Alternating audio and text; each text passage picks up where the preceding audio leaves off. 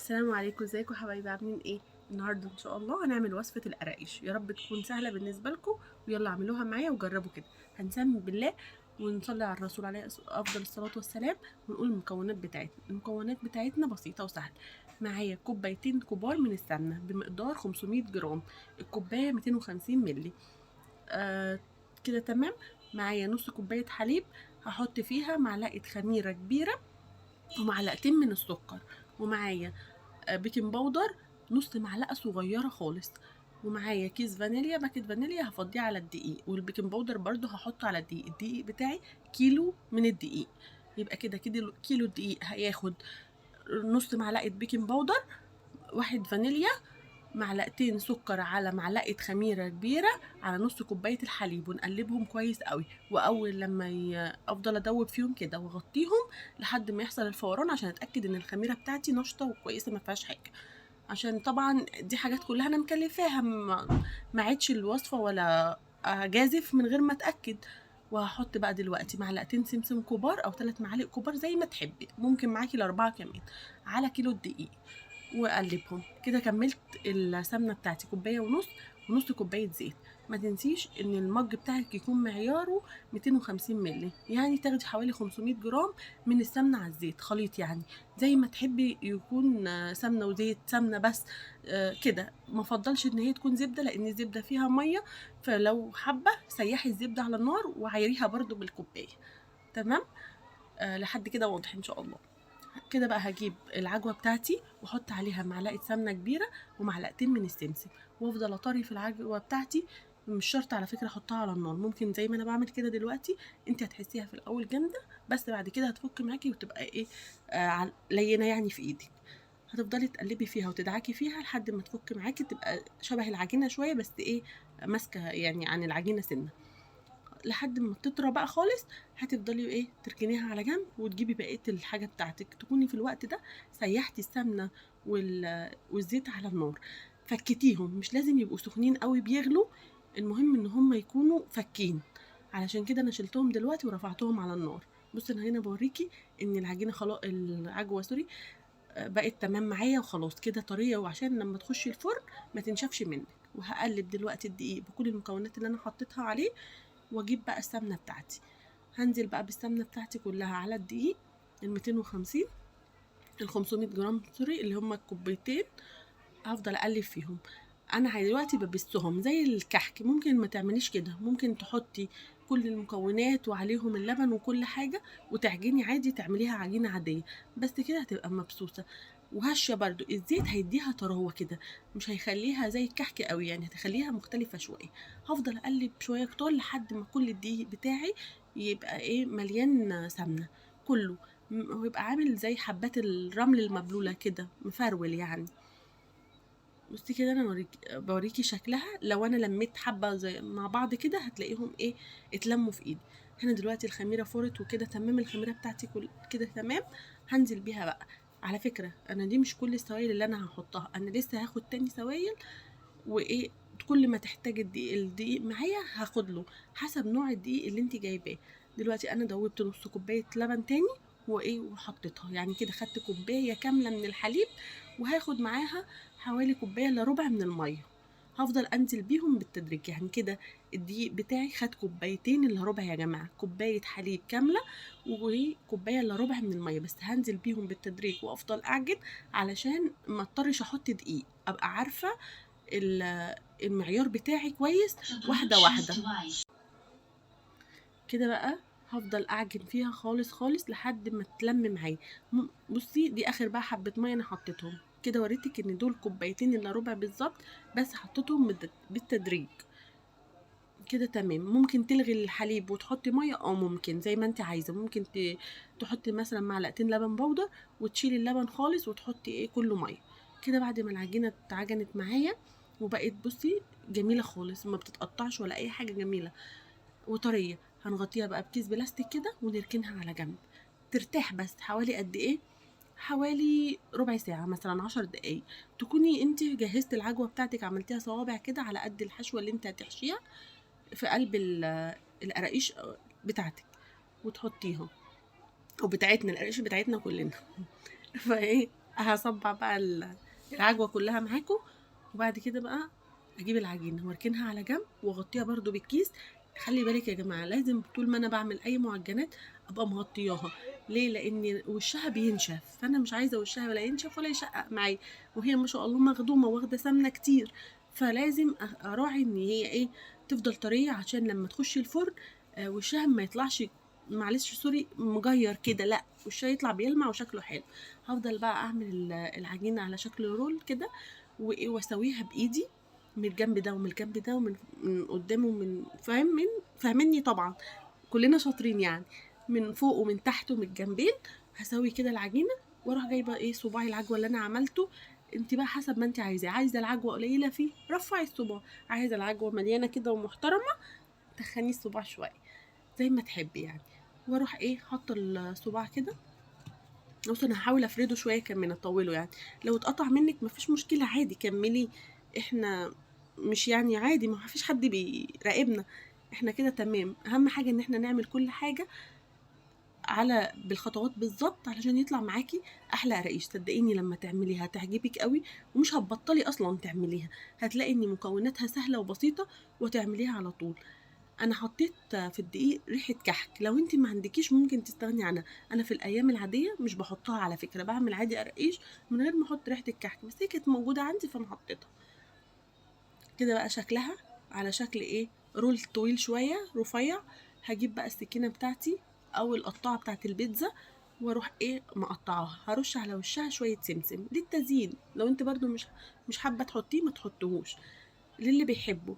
وممكن احط في العجينه ينسون وشمر، لو انت برضو حابه ممكن تحطيهم في قلب العجينه بتاعتك، مش حابه خلاص. هجيب بقى صاج ما يكونش مدهون اي حاجه، طبعا احنا اتعلمنا مع بعض ان الصاج ده بجيب حته عجينه صغيره واروح مسحه بيها كويس قوي، ولا ادهنه زيت ولا ادهنه اي حاجه. انا كده كده المعجنات بتاعه العيد بتاعتنا بتاخد سمنتها وزيتها حلو قوي، فبالتالي ما بتحتاجش اصلا ان احنا ندهن الصاج بتاعنا. ونفضل ان يكون الالومنيا، لان الالومنيا هتديكي نتيجه حلوه قوي يا جماعه. بصوا هفضل اقطعها كده واخد كل قطعه اعملها رول، وبرده ايه اعمل الرول ده بقى هفرده على قد القطعه اللي انا خدتها. عايزاها طويله ماشي، عايزاها تكبريها ماشي، عايزاها عريضه شويه عن كده ماشي.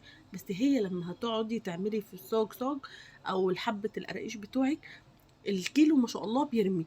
فعقبال ما هعمل اول صاج واركنه واجي اعمل الباقيين هتلاقي العجينه بتاعتك خمرت وارتفعت كده لفوق وبقت عاليه. ما تحطهاش في الفرن قبل ما تشوفي الشكل ده يا جماعه، لان كده مش هتاخدي النتيجه اللي ترضيكي. هتبقى حلوه بس زي مسكوعه، لكن لما تقعد وتخمر هتديكي نتيجه روعه روعه. هتحسي ان القرقوشه مليانه ما شاء الله وعاليه كده وشكلها حلو، وتشرفك كده لو حد دخل عندك تبقى شكلها حلو وملفتة.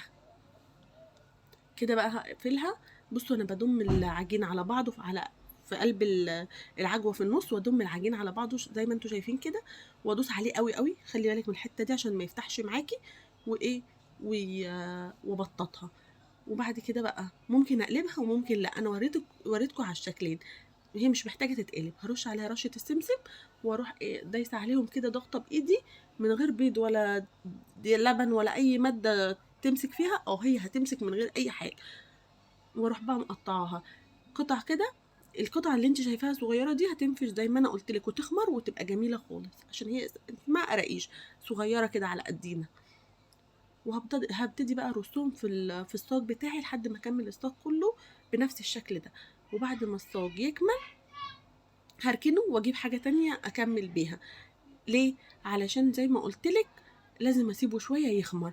في الوقت ده عقبال ما اخلص الكميه كلها بتاعتي برضو هسيبهم على الفوق سوري البوتاجاز من فوق، علشان هولع الفرن. وانا مولعه الفرن بقى هسيبه حوالي 10 دقايق كده يسخن شويه او ربع ساعه، ويكون الحاجه بتاعتي فوق. بصي كده انا خلصت الصاج كله، وتكون الصاج القراقيش او الصواني اللي بتعملي فيها او فاهمين اي حاجه بتعملي فيها تكون على البوتاجاز من فوق وتغطيها زي ما اتفقنا.